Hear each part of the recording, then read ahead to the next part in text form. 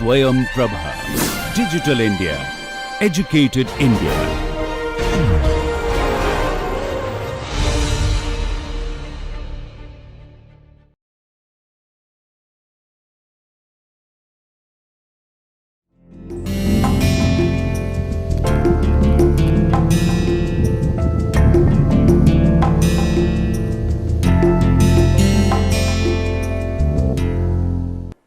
नमस्कार दोस्तों, हम लोग आधुनिक भारतीय इतिहास के विषय पर, खास तौर पर हिस्टोरियोग्राफी, इतिहास लेखन कहें या इतिहास धारा कहें, उसके बदलते आयामों, प्रवृत्तियों, रुझानों के ऊपर चर्चा कर रहे हैं इस लेक्चर श्रृंखला में। और पिछले चंद भाषणों के साथ हम लोग स्वतंत्रता प्राप्ति के बाद जिस प्रकार से इतिहास लेखन ने औपनिवेशिक काल के ऊपर अनेक नज़रिए से देखना शुरू किया, उसकी चर्चा कर रहे हैं। इस सिलसिले में हमने पिछले लेक्चर्स में मार्क्सवादी विचारधारा से शुरुआत की और उत्तरोत्तर बढ़ते हुए नव कैम्ब्रिज विचारधारा की ऊपर अपना ध्यान केंद्रित किया, जो 1960 के दशक के अंत की तरफ और 1970 में कैम्ब्रिज और ऑक्सफोर्ड विश्वविद्यालय के इतिहासकारों के लेखनी से उभरा था। यही वह समय था, या कहें तो चंद वर्षों के बाद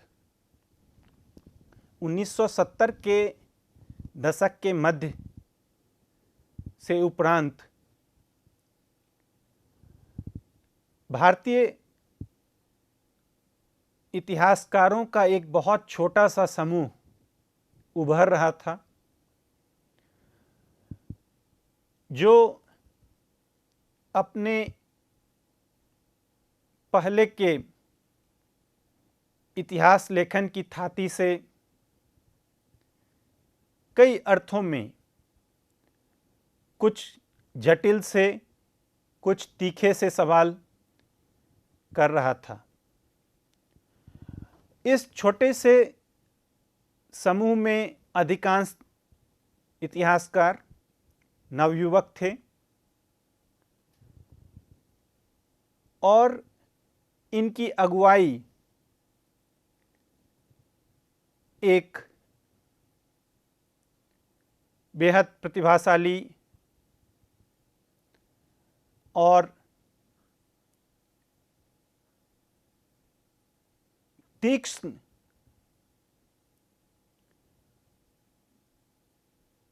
इतिहास दृष्टि रखने वाला व्यक्ति रंजीत गुहा कर रहा था। 1982 में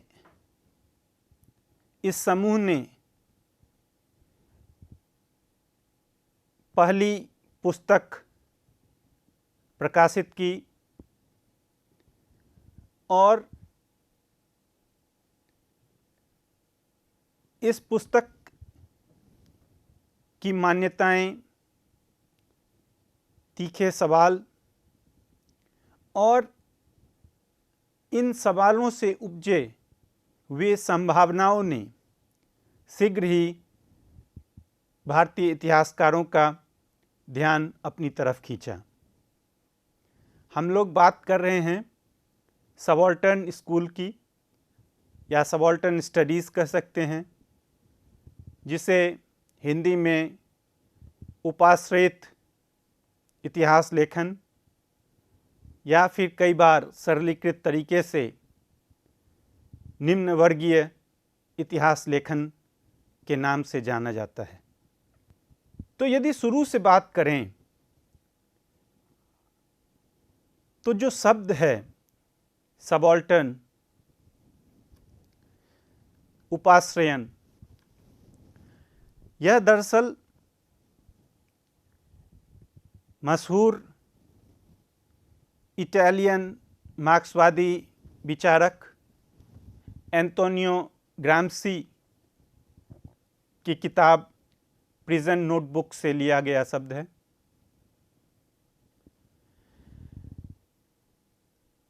आम जिंदगी में यह शब्द सैन्य शब्दावली, सैन्य हलकों में प्रयुक्त होने वाला शब्द है, जिसका शब्दार्थ होता है निचले पदानुक्रम पर अवस्थित कोई व्यक्ति या अवयव।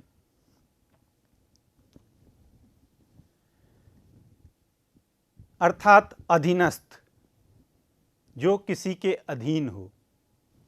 तो जैसा मैंने कहा कि वहाँ से, ग्राम्सी से यह शब्द और कई अन्य संकल्पनाएं, आधारभूत संकल्पनाएं और उनकी अंतर्दृष्टियां, इंसाइट्स लेते हुए रंजीत गुहा और उनके कुछ नवयुवक इतिहासकार दोस्तों ने इस विचारधारा की शुरुआत की। 1982 में पहला संपादित किताब आया, जिसमें इन इतिहासकारों के आलेख संचयित थे।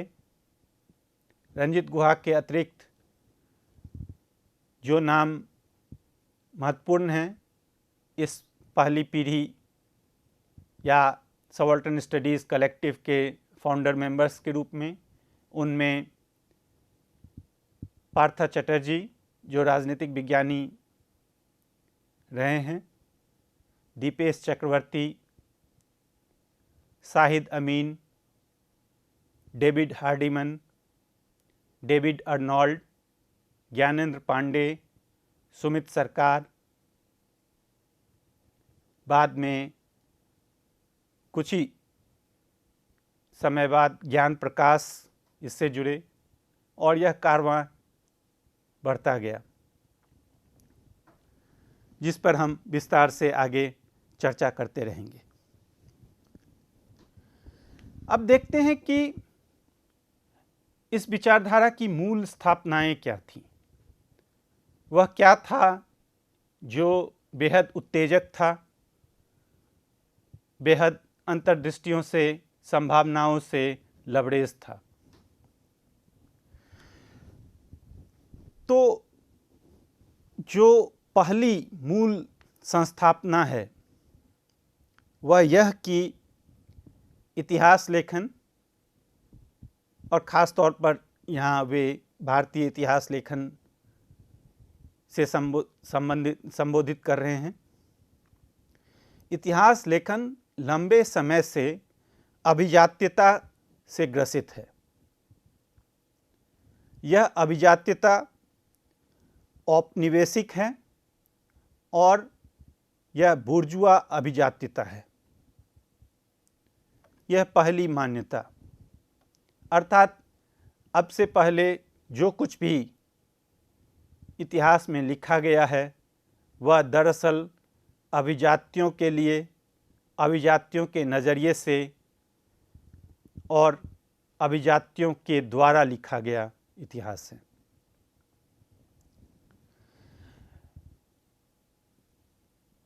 इस मान्यता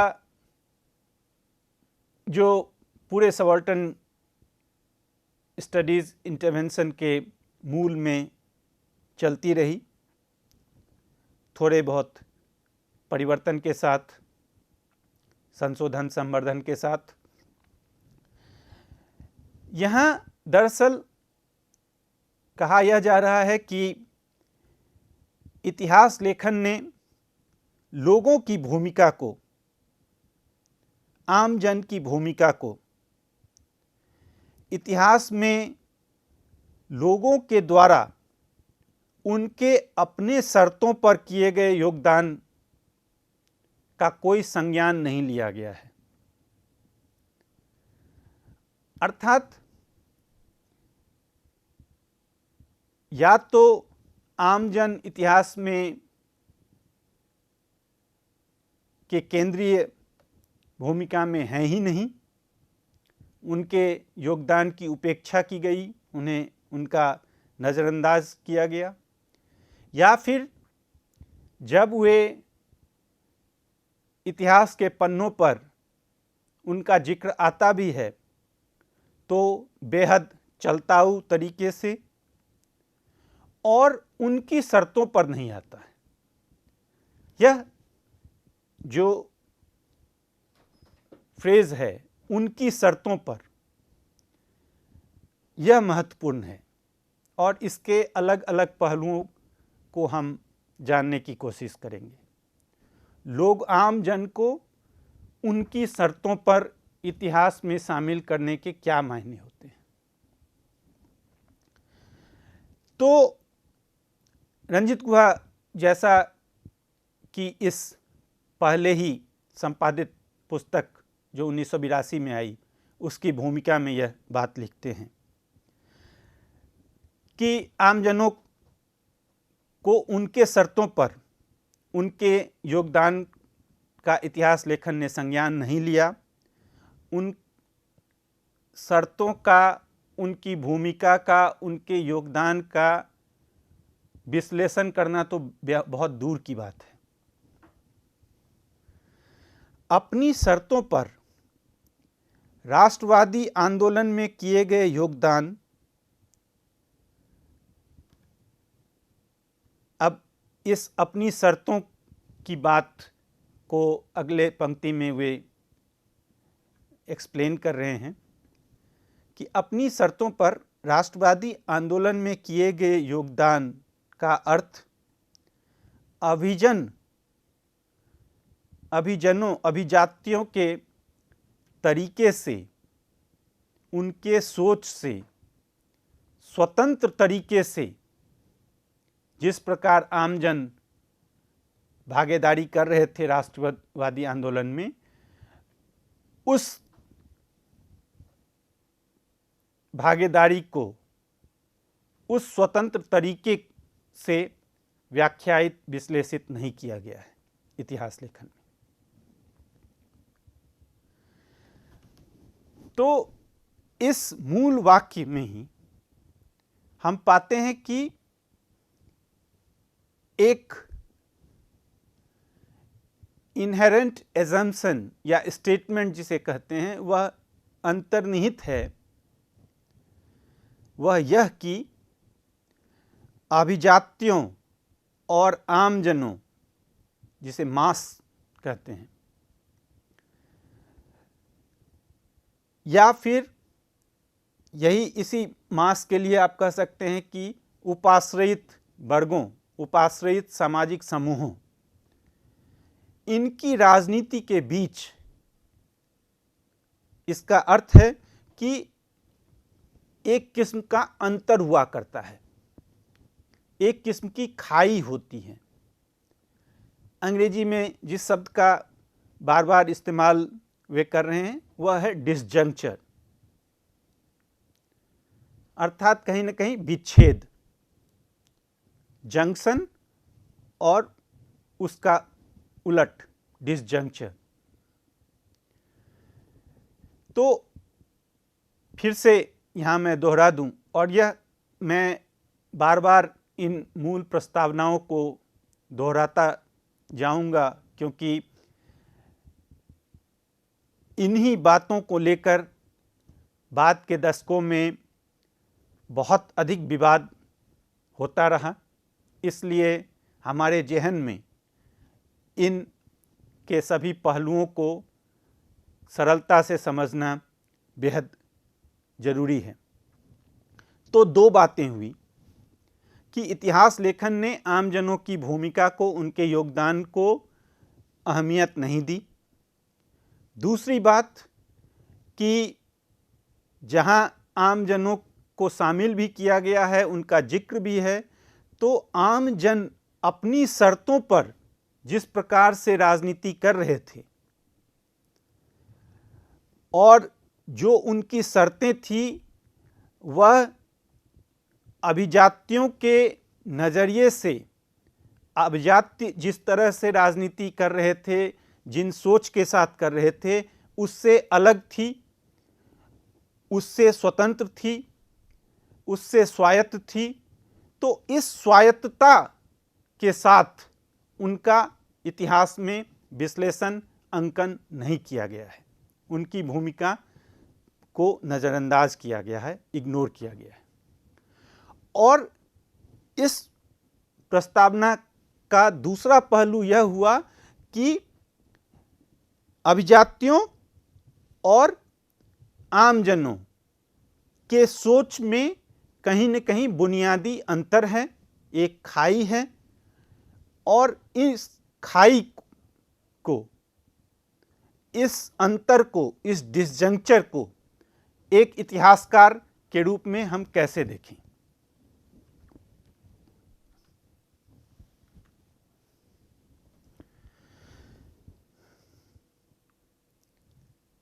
इसी मूल प्रस्तावना का तीसरा पहलू यह होगा, और मैं यहाँ रंजित गुहा के ही शब्दों का यदि सहारा लूँ, उन्हें अपने तरह से खुले ट्रांसलेशन जिसे कहते हैं, मैं यदि कहूँ तो वह यह कि अभिजात्य राजनीति के समानांतर राजनीति का एक और क्षेत्र होता है, एक और डोमेन होता है, जहाँ बलशाली, प्रभावशाली व्यक्ति या डोमिनेंट जो प्लेयर्स हैं, एक्टर्स हैं, वे न तो औपनिवेशिक अधिकारी वर्ग हैं और न ही समाज का ऊपरी तबका है, बल्कि यह जो एक समानांतर राजनीति का क्षेत्र है वह आमजन या उपाश्रित वर्ग और इंटरमीडिएरी ग्रुप्स का, मध्यस्थ तबकों का है, से बना है। यह जो तबका है, अभिजनों का, उपाश्रितों का, इंटरमीडिएरी ग्रुप्स का, वह कस्बों, छोटे शहरों और गांवों में निवास करता है। तो इस मूल प्रस्तावना को लेकर, जैसा मैंने कुछ देर पहले कहा, सबाल्टर्न इतिहासकार, इनका लेखन खासा विवाद में रहा।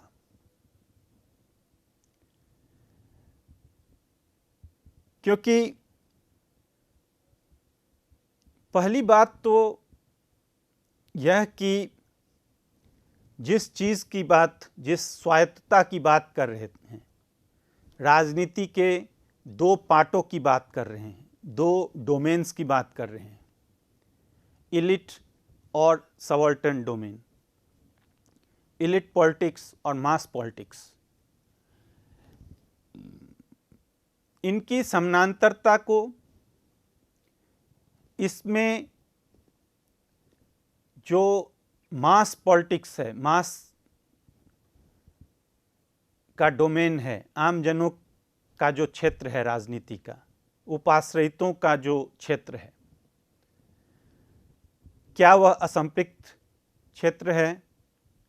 क्या उसका अभिजन या हाई पॉलिटिक्स से कोई लेना देना नहीं है, कोई सरोकार नहीं है, कोई संपर्क नहीं है? क्या उस तरह की असंपृक्तता की बात की जा रही है?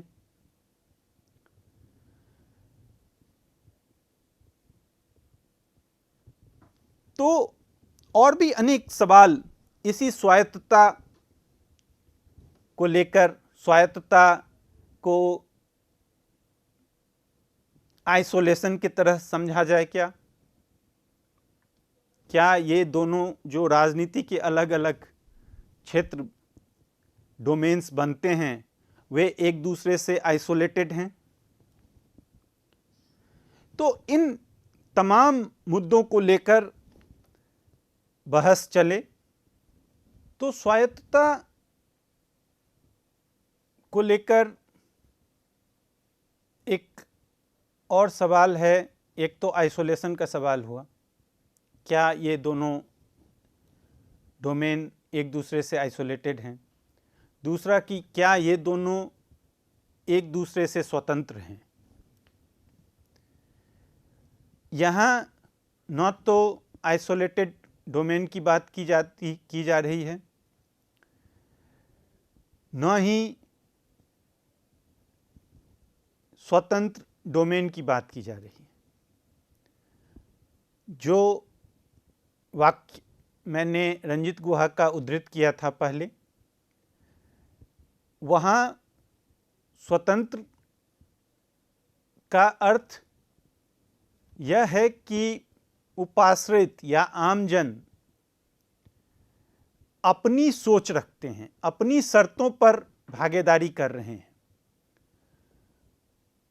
एक उनका जो जिन शर्तों पर वे राष्ट्रीय आंदोलन में प्रवेश कर रहे हैं, वह अभिजन जो इतिहास है और अभिजन राजनीति या अभिजन नेतृत्व का जो सोच है, उस सोच के बरक्स उनकी सोच स्वतंत्र है। यह एक अलग तरीके से देखें तो इसके मायने यह हुए कि यदि कोई कृषक या किसान किसी राजनीतिक आंदोलन में प्रवेश करता है तो वह महज एक कठपुतली की तरह या एक पैसिव यूनिट की तरह इन आंदोलनों में, इस राजनीति में प्रवेश नहीं करता। उसकी अपनी सोच होती है। वह राजनीतिक नेताओं की बातें सुनता है, उससे सहमत हो असहमत हो, सहमत होने के बाद भी उसके अपने स्थानीय गणित कई बार बहुत भिन्न होते हैं। राजनीति गतिविधियों के पीछे उसकी मंशा उन स्थानीय कारकों, उन स्थानीय सांस्कृतिक और सामाजिक परिभाषाओं के साथ, शब्दावलियों के साथ स्वरूपित होती है। तो हम यहाँ यह मानकर न चलें कि जो कांग्रेस का शीर्ष नेतृत्व या किसी भी आंदोलन का शीर्ष नेतृत्व जिस लहजे में अपील कर रहा है, उसे उसी लहजे में, उन्हीं शर्तों पर आमजन, उपाश्रित जन स्वीकार कर रहे होंगे।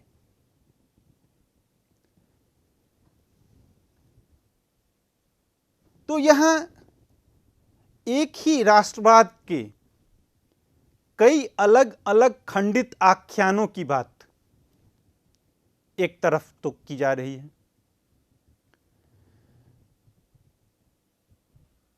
उपाश्रित इतिहासकारों के विरुद्ध एक आरोप यह भी लगता रहा है कि यह जो खंडित राष्ट्रवादी चेतना की बात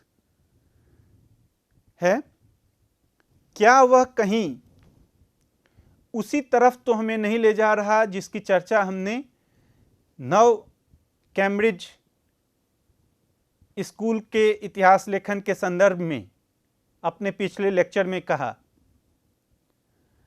क्योंकि नव कैम्ब्रिजवादी इतिहासकार भी राष्ट्रवाद की परिकल्पना को नज़रअंदाज कर रहे हैं। वे कह रहे थे कि भारत में अनेक अलग अलग स्तरों पर जो राजनीति के अवयव एक दूसरे के साथ साठगांठ कर रहे हैं और प्रादेशिक, प्रांतीय या स्थानीय स्तर पर जिस प्रकार से राजनीतिक नेतृत्व आंदोलनों में शामिल हो रहा है, वह महज अपने हित साधन के लिए इन आंदोलनों में सक्रिय भूमिका निभा रहा है। तो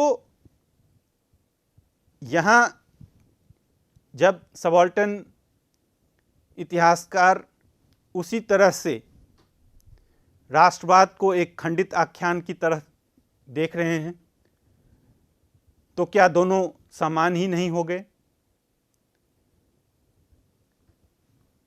मेरे ख्याल से हमें इन आरोपियों की आलोचनाओं को थोड़ा और गहरे तलाशना होगा, क्योंकि उपाश्रित इतिहासकार, इस विचारधारा के इतिहासकार जो कह रहे हैं वह यह कि राजनीति की, राष्ट्र की कोई एक मोनोलिथिक या सिंगुलर, एकल संकल्पना हमारे सामने राष्ट्रीय आंदोलन के समय नहीं दिख रही है। लेकिन इसका यह कतई मतलब नहीं है कि हम राष्ट्रवादी चेतना को ही, राष्ट्रीय चेतना को ही, उस अवेयरनेस, उस कॉन्शसनेस को ही सिरे से खारिज कर दें। दरअसल ठीक उसके विपरीत, नव साम्राज्यवादी इतिहास लेखकों के विपरीत, यहाँ इसी चेतना को, इसी कॉन्शसनेस को कई स्तरों पर कार्यरत दिखाने की कोशिश हो रही है। तो इस कॉन्शसनेस को, इस पॉलिटिक्स के मायने को यहाँ प्लूरल सेंस में, बहुवचन के तरह से उनकी विविधताओं को सामने लाने की कोशिश है। तो जब हम इन स्वायत्त राजनीति के डोमेन्स की बात कर रहे हैं, तो यहाँ उनके बीच के संपर्क को नकारा नहीं जा रहा है। संपर्क रहे, और इसी संपर्क के कारण जब महात्मा गांधी ने कुछ अपील की, तो एक बड़े संख्या में किसानों और उपाश्रयियों का हुजूम राष्ट्रवादी आंदोलन में शामिल होता है, जिसकी बात हम आगे आने वाले समय में करेंगे, खासकर जब हम शाहिद अमीन के ऐतिहासिक शोधों की बात करेंगे, या फिर ज्ञानंद पांडे के द्वारा उत्तर प्रदेश के किसान आंदोलन के इतिहास की बात करेंगे, या फिर डेविड हार्डिमन के द्वारा दक्षिण गुजरात के आदिवासियों के बीच 1920 के दशक के मध्य जो आंदोलन हो रहे थे उनकी बात करेंगे। तब हम इसी मूल प्रश्न से रूबरू हो रहे होंगे कि राजनीतिक विविधता का मतलब चेतना की संकल्पना को खारिज करना नहीं है। इसका मतलब भौतिक स्वार्थीय हित का तक अपने को सीमित करना भी नहीं है। यहां दरअसल राजनीति, सामाजिक ताने बाने जिनके स्थानीय अर्थ हुआ करते हैं और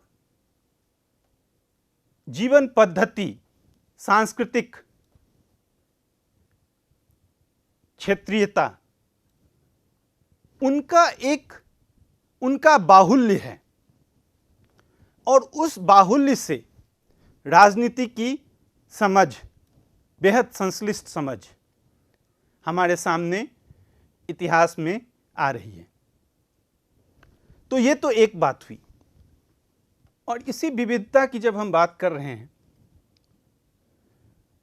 तो ये इतिहासकार दिखाते हैं कि यह जो उपाश्रयित समूह है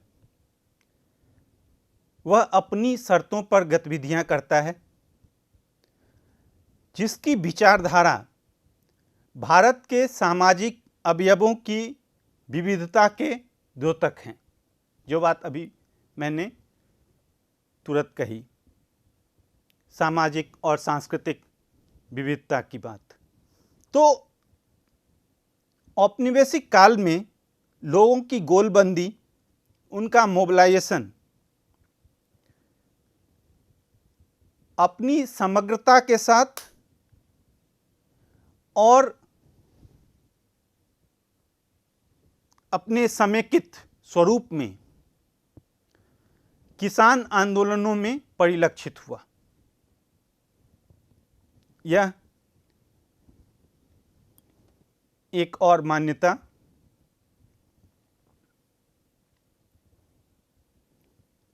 तो जो पीजेंट मोबिलाइजेशन है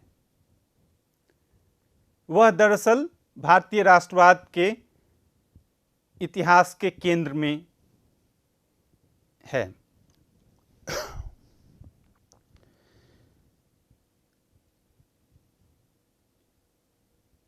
लेकिन जो गौरतलब है, जब हम राजनीति के दो ध्रुवों की बात कर रहे हैं, क्षमा करें, दो डोमेन की बात कर रहे हैं, अभिजाति और उपाश्रयित, तो राजनीति के राजनैतिक चेतना के इन दो समानांतर फील्डों का को एग्जिस्टेंस, इनका सह अस्तित्व ही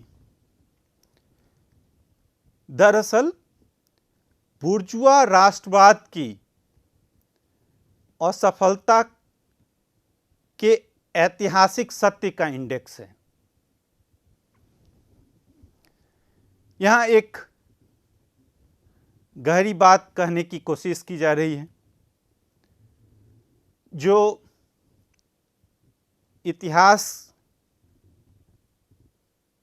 के ज्ञान मीमांसा के स्तर पर और राजनीति की जो समझ हमारी रही है उसको चुनौती देती है।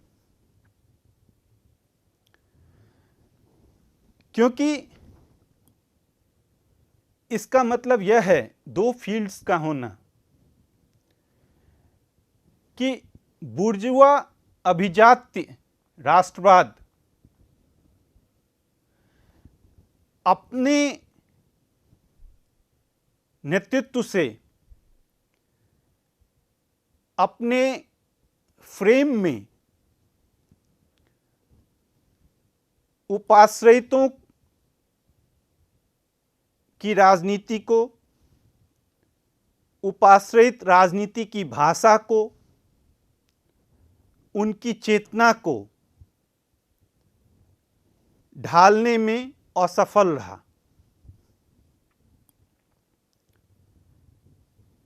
क्योंकि यदि सफल होता तो बुर्जुआ राजनीति की एक ही संकल्पना होती, लेकिन जैसा कि इन इतिहासकारों ने दिखाया है कि वे अपने शर्तों पर राष्ट्रवादी आंदोलन में शिरकत कर रहे थे।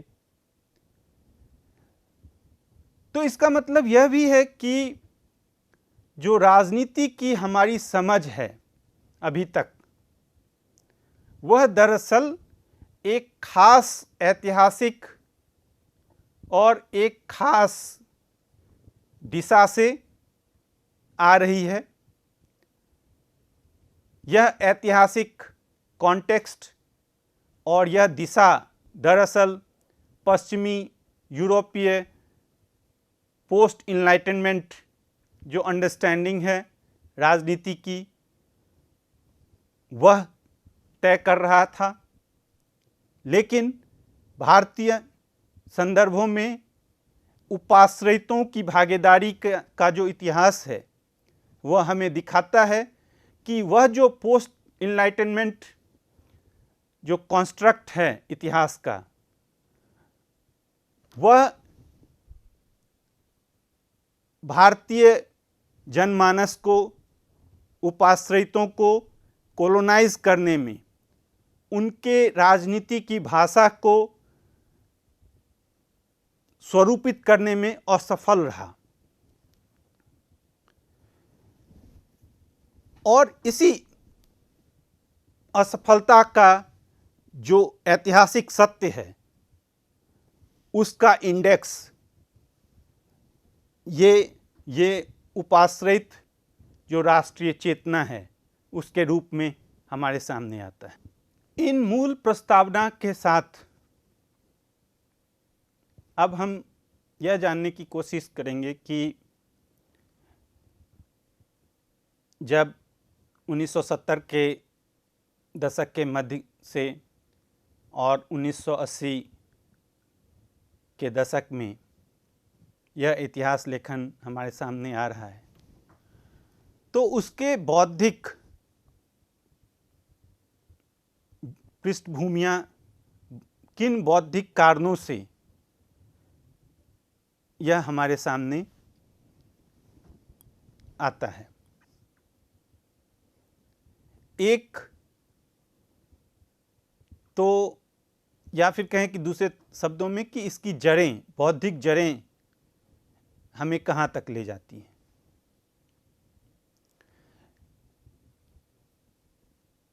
एक बिंदु का मैंने शुरू में ही जिक्र किया, जब इटालियन मार्क्सवादी चिंतक एंटोनियो ग्राम्सी की बात की, और उनका प्रभाव कई स्तरों पर इस इतिहास लेखन में दिखता है।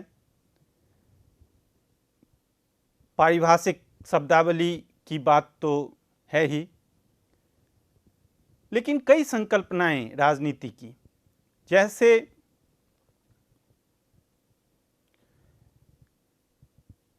एक महत्वपूर्ण संकल्पना है हेजेमनी का। मुझे पता नहीं कि इसका सही हिंदी अनुवाद क्या हो, लेकिन इसका अर्थ बहुत मोटे तौर पर यदि कहें तो ऐसे अप्रत्यक्ष प्रभाव हैं जिनके द्वारा एक समूह दूसरे समूह पर अपना वैचारिक या बौद्धिक आधिपत्य स्थापित करता है। लेकिन यह प्रभाव इतना सूक्ष्म होता है, इतने अदृश्य रूपों में अभिव्यक्त होता रहता है सामाजिक क्रियाओं में, कि इन्हें बहुत सरलता से न तो आप स्वार्थी हित के रूप में अनुवाद कर सकते हैं, क्योंकि वहाँ तो सीधा सीधा प्रत्यक्ष बात है, और जिसके कारण नौ कैम्ब्रिज स्कूल को खारिज कर दिया जा रहा था। यहाँ इन्फ्लुएंस दरअसल हेजीमनी में कई रूपों में आता है, जैसे कि भाषाई रूप, जैसे कि ज्ञान मीमांसात्मक रूप, जैसे कि सांस्कृतिक प्रभाव। ये सभी बेहद सटल होते हैं और प्रत्यक्ष होते हैं, लेकिन इनके जरिए विचारधाराएं बड़े समूहों तक अपनी बात बड़े ही इफेक्टिव तरीके से किया करती हैं। मैं, जैसा मैंने कहा, बहुत मोटे तरीके से इस संकल्पना की बात कर रहा हूं, क्योंकि हमारा लक्ष्य इस इतिहास लेखन को एक या दो लेक्चर्स में इसके अनेक पहलुओं की बात करना है। लेकिन साथ ही इस चर्चा में बहुत संक्षेप में ही सही, लेकिन हम इन पदावलियों से रूबरू होते जाएं, तो जब हम इन ऐतिहासिक आलेखों पुस्तकों को पढ़ें तो हमारे सामने सहूलियत हो।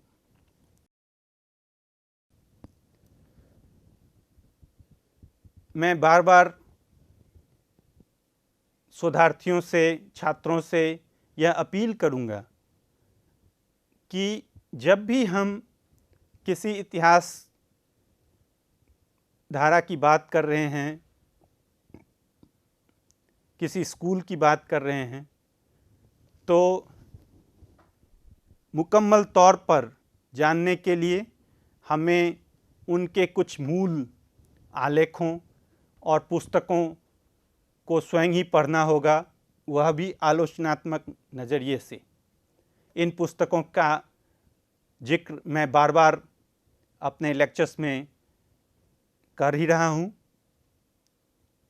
जैसे कि जब हम सबाल्टर्न स्टडीज़ की बात करते हैं तो सबाल्टर्न स्टडीज़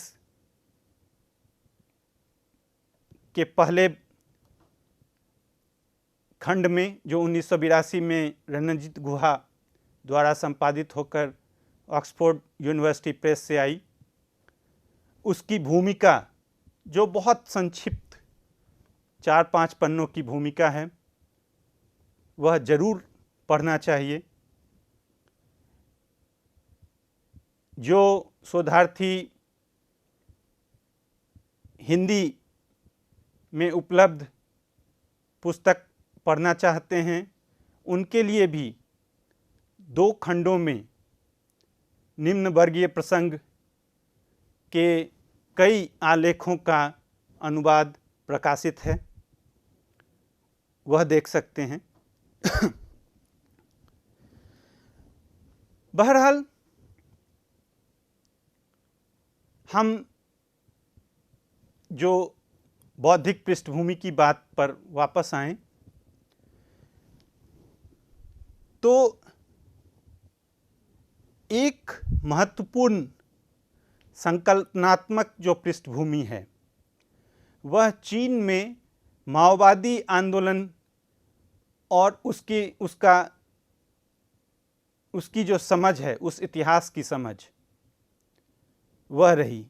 समय की पाबंदी के कारण हम यहाँ हर एक पॉइंट्स पर विस्तार से जाने से बचेंगे, लेकिन इनका जिक्र होना जरूरी है। दूसरा महत्वपूर्ण कारक बंगाल में 1960 के दशक में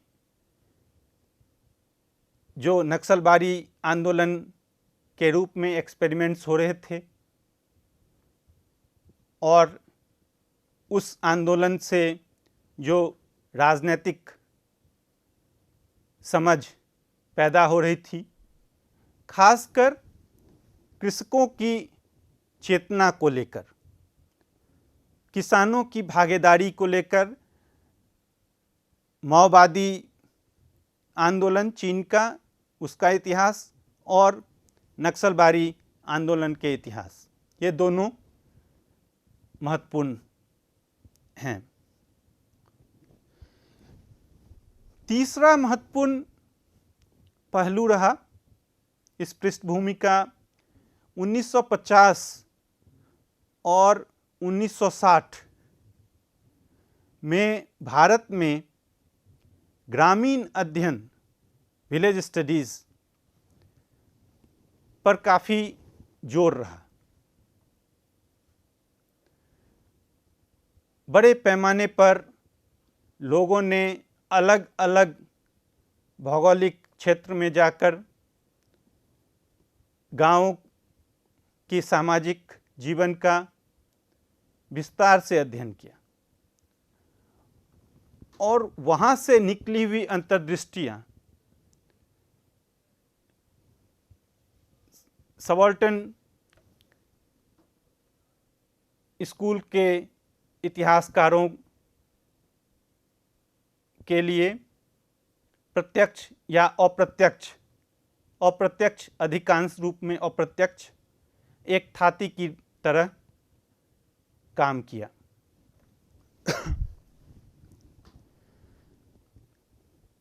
यहाँ 2-3 और भी महत्वपूर्ण बातें हैं जिनका जिक्र कर देना जरूरी है। जैसे वैश्विक स्तर पर समाज विज्ञान में अनेक तरह के एक्सपेरिमेंट्स हो रहे हैं, खासकर 1960 के दशक और 1970 के दशकों में। मैंने कल न्यू कैम्ब्रिज स्कूल के ऊपर चर्चा करते हुए भूमिका में कुछ एक का जिक्र किया था, जैसे ग्रेट ब्रिटेन में हिस्ट्री फ्रॉम बिलो की बात जो ई.पी. थॉमसन, एरिक हॉब्सबॉम आदि कर रहे थे और सामाजिक इतिहास को लेकर जिस किस्म के प्रयोग हो रहे थे वह बात है।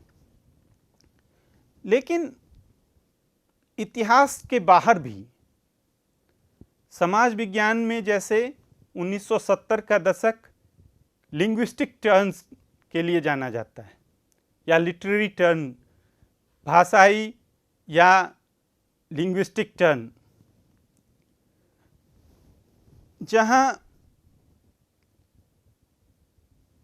कई किस्म की अवधारणाएं हमारे सामने नए ज्ञान वांग्मय को प्रस्तुत कर रही थी, जिसकी मूल संकल्पना यदि आप कहें वह यह कि ज्ञान का उत्पादन, ज्ञान जिस रूप में हमारे सामने परिलक्षित होता है, प्रकट होता है, वह दरअसल भाषा का ही एक या दूसरा रूप है और इसी भाषाई लबादों से होते हुए हम तक सत्य पहुंचता है, सत्य का ज्ञान पहुंचता है।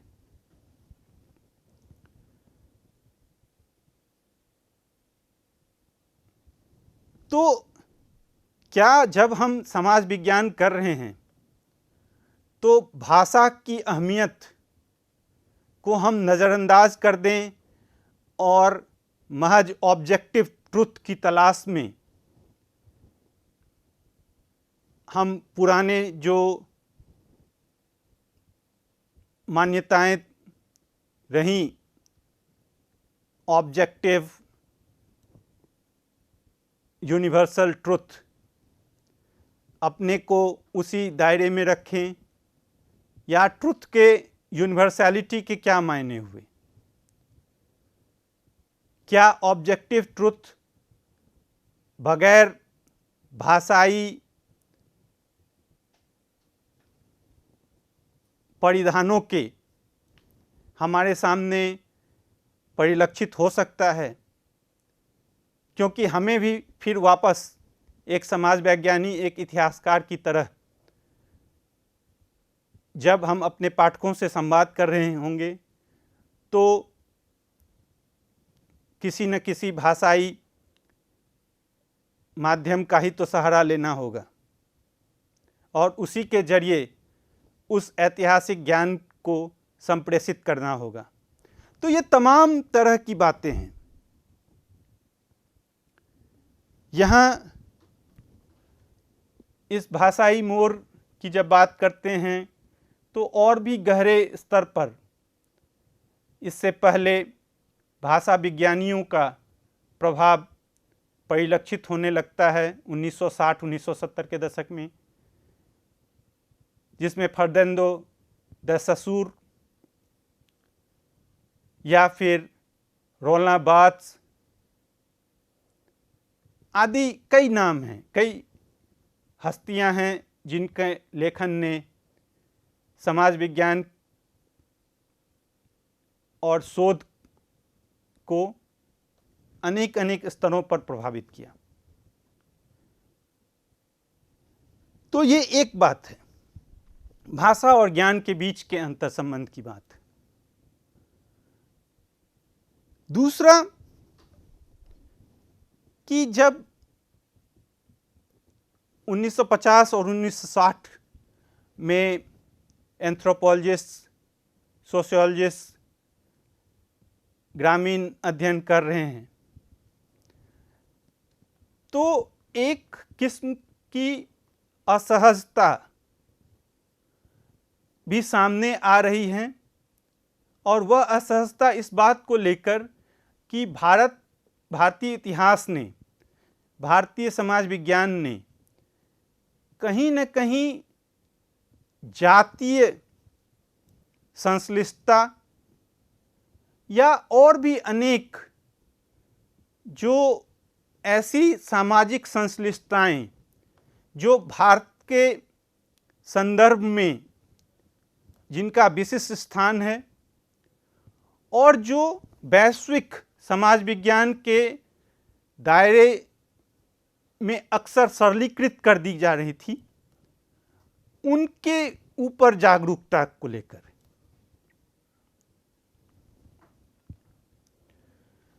और कास्ट का प्रश्न, जाति का प्रश्न इसमें एक अहम भूमिका है।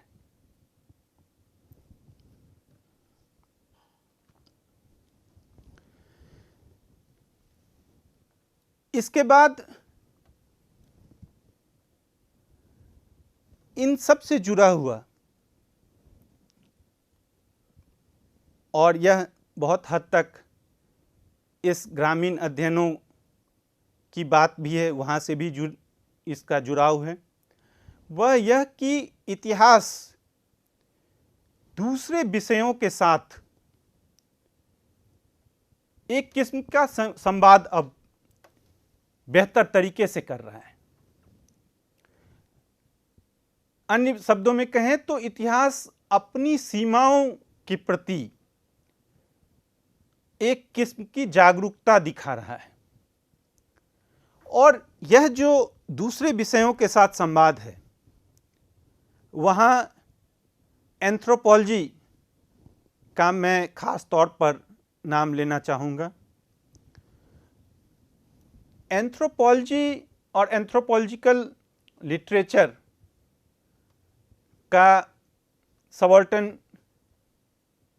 स्कूल के इतिहासकारों ने गहरा इस्तेमाल किया है, वहाँ से अनेक किस्म की अंतर्दृष्टियाँ ली हैं और यह इन इतिहासकारों की राइटिंग्स को पढ़ते हुए बहुत साफ तौर पर नज़र आता है। कई बार उन्होंने खुले और स्पष्ट तरीके से इसका एक्नॉलेज भी किया है। जैसे यदि आप उदाहरण के तौर पर रणजीत गुहा की पहली पुस्तक elementary aspects of peasant insurgency देखें तो वहाँ आपको उनके समय के महत्वपूर्ण एंथ्रोपोलॉजिकल इंटरवेंशन की झलक बहुत स्पष्ट मिलेगी। यहाँ मैं महज इस बात का जिक्र कर रहा हूँ, फिर से समय अभाव के कारण हम लोग हर तार को विश्लेषित नहीं कर पाएंगे, इसका हमें हमेशा खेद रहेगा। जिस एक एंथ्रोपोलॉजिस्ट के लेखन ने इस स्कूल को और इसके इतिहासकारों को गहरा प्रभावित किया और जो इस समय के या इवन यदि ये कहें कि बाद के इतिहास के शोधार्थियों को महत्वपूर्ण है, जिसके लिए हमें वापस उनकी तरफ विस्तार से जाना होगा, शायद किसी और लेक्चर में जब हम एंथ्रोपोलॉजी और इतिहास के इंटरडिसिप्लिनरिटी की तरफ विस्तार से बात करेंगे। और वह नाम है बर्नार्ड कोहेन का। इनकी चंद प्रस्तावनाएं मैं यहाँ सामने रखकर अपनी बात समाप्त करूँगा। वह यह कि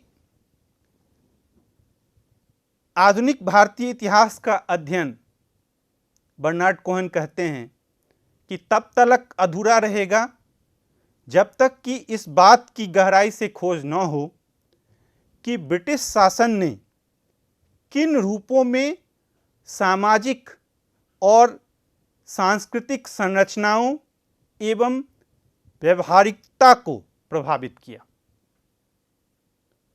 अर्थात यदि आप ब्रिटिश शासन के प्रभाव को यदि नज़रअंदाज कर देंगे और वह प्रभाव भी